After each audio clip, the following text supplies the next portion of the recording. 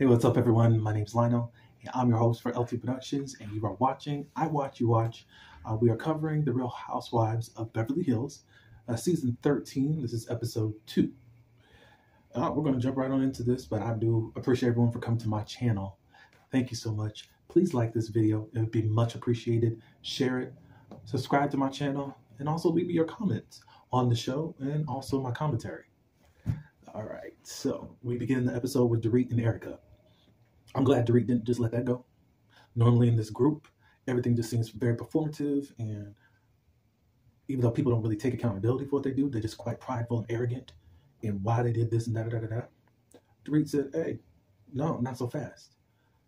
I really think the Fox Force 5 needed to be broken up. There was too much ish going on that should have been checked a long time ago.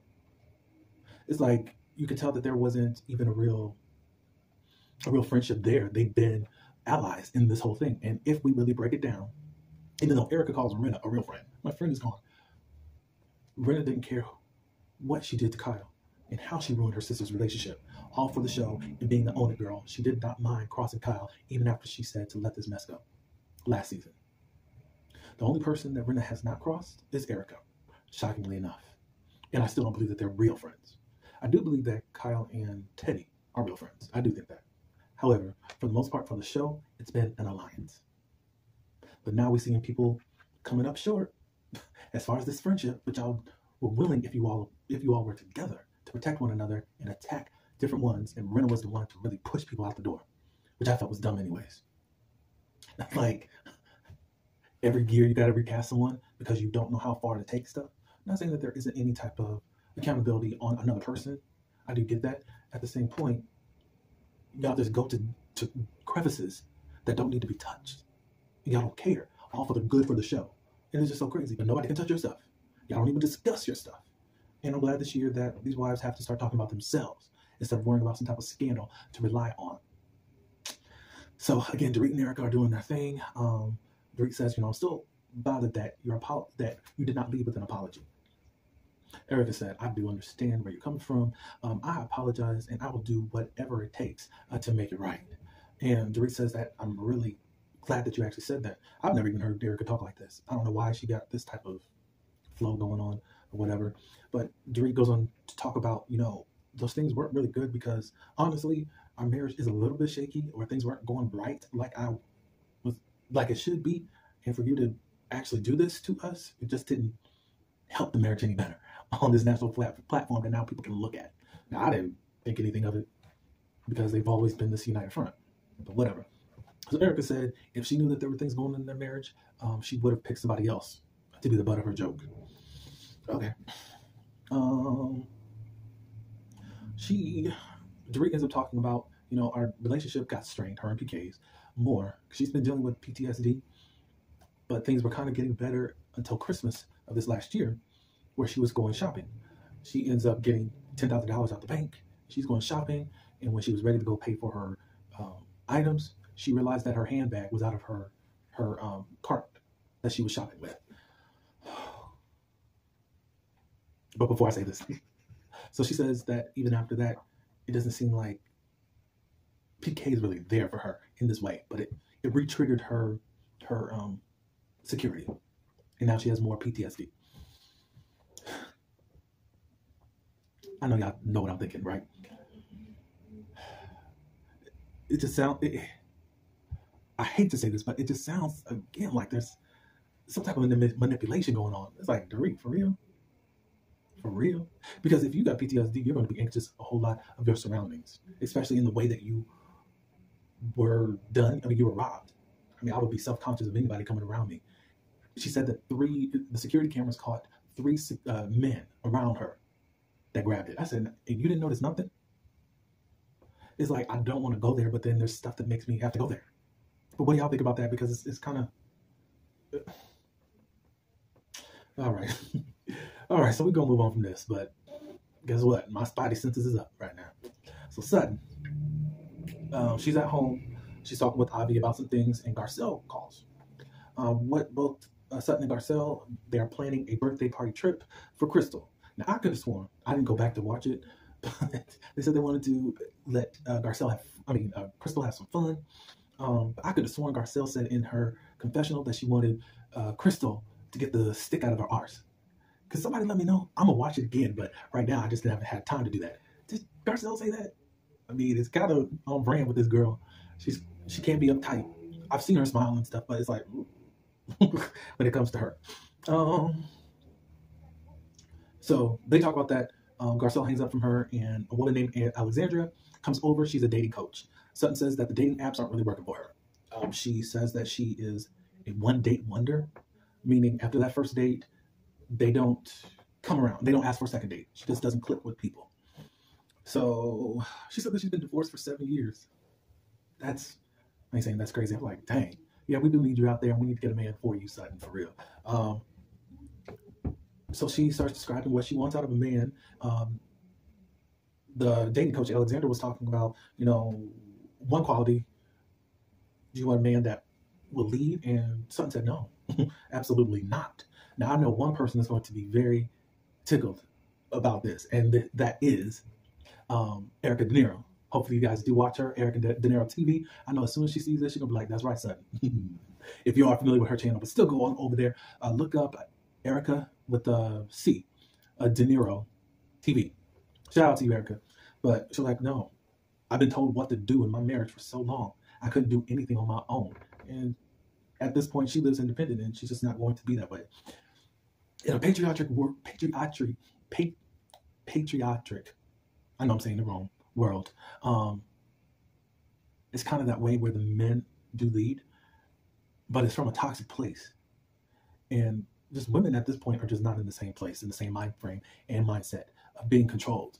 And I think that they've taken that role in that leadership, and it's just really left a stench on people. So I think I understand Sutton and where she's coming from. Now, are there a lot of men that are like that, that'll let you do that? Probably not. But she also said something about Sutton, about men being intimidated by her. And I brought this up because some of the people on the timeline were saying, like, they can't believe that anybody would be intimidated by Sutton. I said, well, Sutton does have the income where people could be intimidated by. Now, to add some of the other things where she said that she doesn't want to be controlled and really be led by a man, I can see that happening. I can see why people would be intimidated by her. She knows what she wants, and she's just not going to settle for any old thing. And she got the money and security on her side where she doesn't need a man. We go over to Crystal. Crystal's at home with her husband. I forgot his name. And Jeff, her brother. He's back in town. Crystal feels like she's more mature than Jeff. And Jeff is a free spirit. She feels like she's more responsible than him. Jeff is a pop star, and he's considered the Justin Bieber of China. I never heard of him. Maybe I'll see what he's all about and see what his music is talking. Crystal gets into the backstory of Jeff. Around the time of the pandemic, she kind of just blamed herself because when it first happened, she was begging Jeff to come home. Well, Crystal didn't have clearance to come over to America like Jeff did. All right, so where I think I left off is where we were talking about Crystal and Jeff. Mainly, Crystal is blaming herself for the ending of the engagement of Jeff and his fiance. Jeff was begged by his family, I guess via Crystal, to come to the United States when the pandemic first happened. The fiance could not come over. I think she only had identity for China area. So long story short, they kind of just broke up the engagement when they actually separated for whatever reason. But Jeff is ready to start dating again.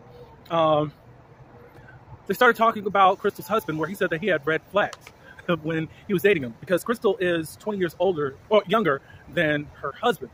And you know that there's backstory concerning Mr. Lion King. If you don't, start Googling. If something comes up this season, then we will definitely talk about it.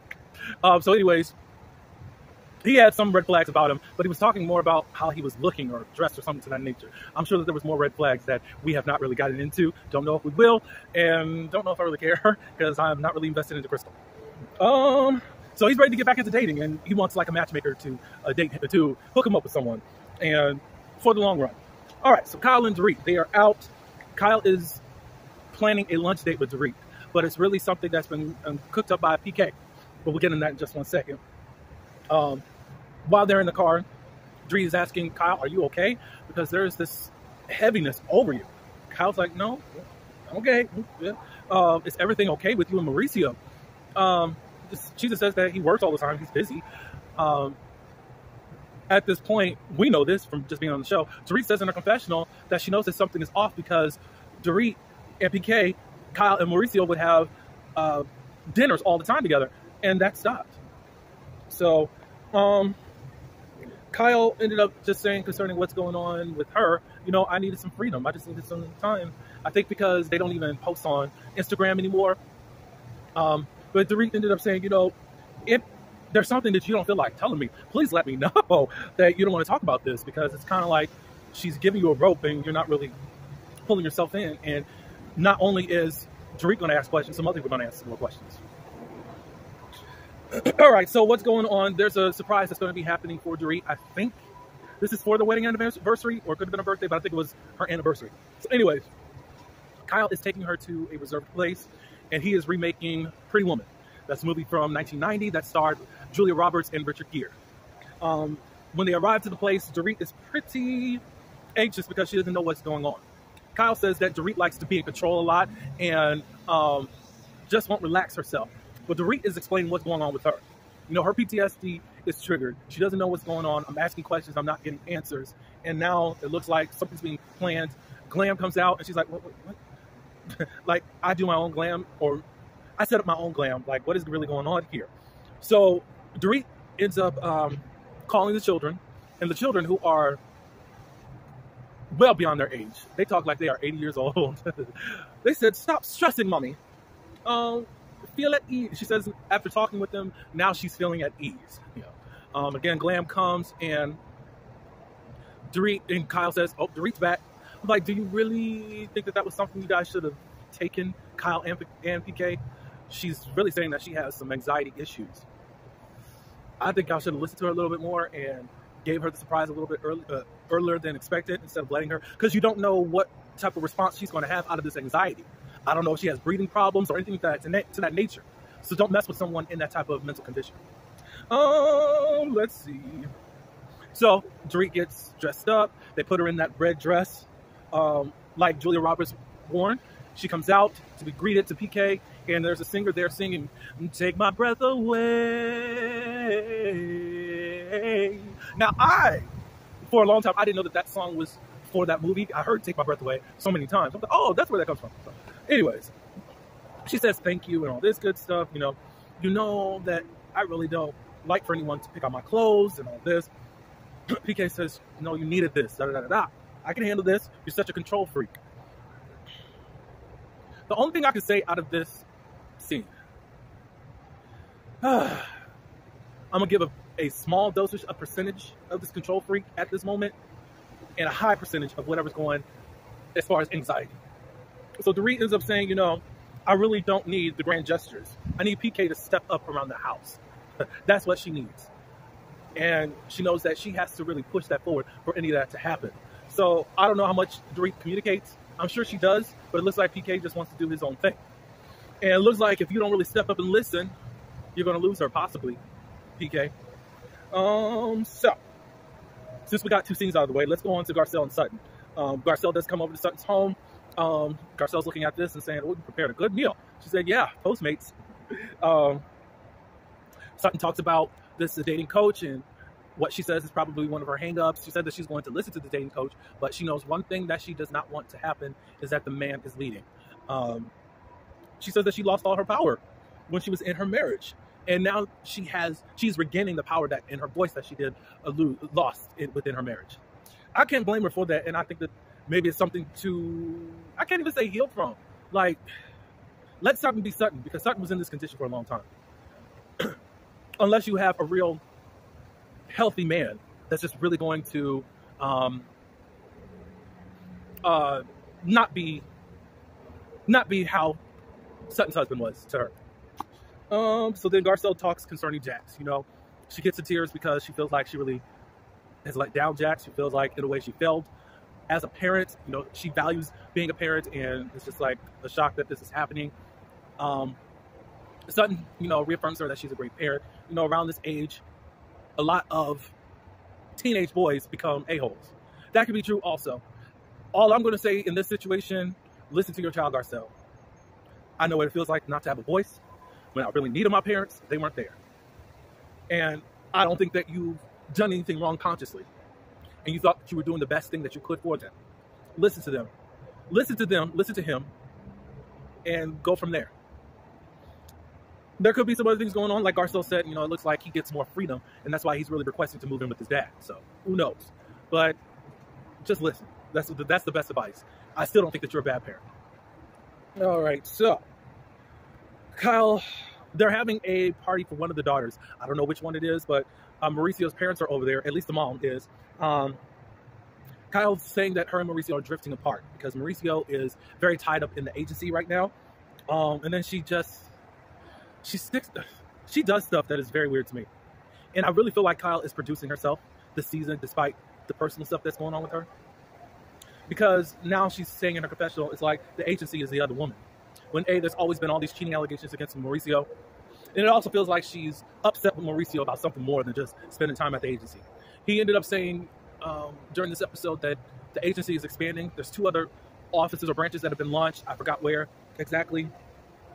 So Mauricio's mom asked Kyle, because she already asked Mauricio, is everything okay?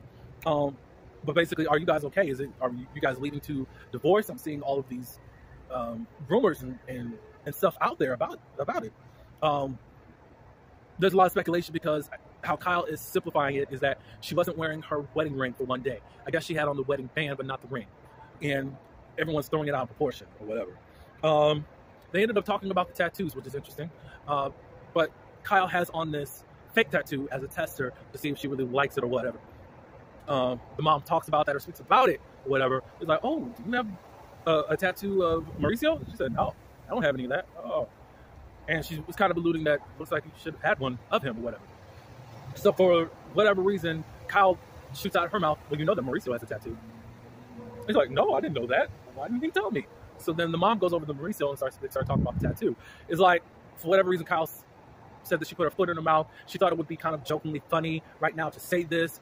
So Mauricio's like, well, I would want to have been the person to tell my mom about this tattoo. Why did you do this? Like, you could tell that he was pissed. Like, then I'm sorry about that. I just thought it would be a joke. I don't understand why Kyle did that, but like I was saying, it's like she's angry or bothered at something with Mauricio at this point that she's not talking about. But it still feels like Kyle is producing her scenes. All right, so we are at the airport about to head to Vegas. We learned that Kyle is the one that has purchased the private plane to go to Vegas. Everyone thanks her. I think Dorit is the leader of that. They give Crystal a gift. It's a diamond and some other stone necklace that she loves. The group pitched in, I think it was like $3,500. I love this show and also Miami because they actually list the prices of what they're spending on anything. And I think they also do it in Salt Lake City. And I think it's a shame that all the other franchises don't do that because that's what we're supposed to be doing. But we don't get to see that, and I think that's a shame. So this is Sutton and Garcelle's trip, courtesy of having this birthday party. So Garcelle and Sutton wishes her happy birthday. We're going to, after we land, we're going to get there, get changed or whatever, and then we're going to go to the Magic Mike's show that they do have. And of course, that did excite Crystal. They arrive in Las Vegas and they're looking at their rooms. Sutton had her assistant come early, and where her and Garcelle are going to be staying is Sutton's stuff is already up. And Garcelle saying, you only gave me a crevice of space and all this good stuff. And Sutton said, no, I don't. I didn't do that. So Kyle and Dorit are going to be staying together. And then all of a sudden, production brings in the lesbian talk that they talked about in season 10. I do remember this one greatly because this was the episode that Denise Richards was chastising everyone for talking about threesomes and something.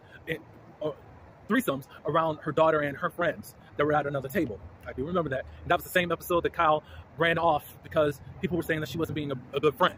And that was so dumb. But anyways, I don't know why they did that. Production is crazy. At least find another subtle way to bring that in because it was too aggressive, and don't try to lead me down a way that I'm not willing to go as of yet. So that's about it. They did flash forward to what's about to happen 4 hours later. And it looks like Kyle and Sutton are going to get into it, and I can't wait for that. And Sutton needs to get her lick back. Well, that's all I do have. Thank you again for coming to my channel. Please like this video and also share it. Please subscribe to my channel and leave your comments. Tell me what you think. But until the next one, peace.